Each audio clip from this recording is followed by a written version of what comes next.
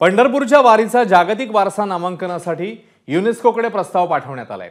पंढरपूरला वारीला जाणाऱ्या मुख्य पालख्यातल्या दिंडींना प्रतिदिंडी 20,000 रुपये देण्यात येतील निधी म्हणून। त्याशिवाय मुख्यमंत्री वैद्यकीय सहायता कक्षाच्या माध्यमातून देहू आळंदी ते पंढरपूर या दोन्ही मुख्य पालखी मार्गावरील सर्व वारकऱ्यांची आरोग्य तपासणी, मोफत औषधोपचार करण्यात येणार आहेत। निर्मल वारीसाठी 36,71,00,000 रुपयांचा निधी जाहीर करण्यात आलाय।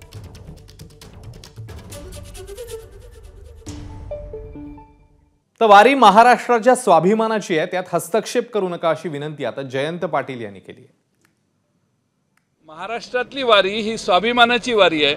महाराष्ट्रातल्या वारकऱ्यांचा स्वाभिमान हा तसाच ठेवून ही वारी महाराष्ट्राची आज नाही शेकडो वर्षापासून चालू आहे आणि त्यात हस्तक्षेप करणं आणि मी काहीतरी करतोय असं दाखवणं हे महाराष्ट्र सरकारच्या दृष्टीनं योग्य आहे असं आम्हाला वाटतं। आम्ही रामाला आणलं असं तसं आम्ही रामाला आणलं तसा काही दिवसांनी आम्ही पांडुरंगापर्यंत तुम्हाला पोहोचवलं असा भाव निर्माण करायची शक्यता आहे। पण विनोद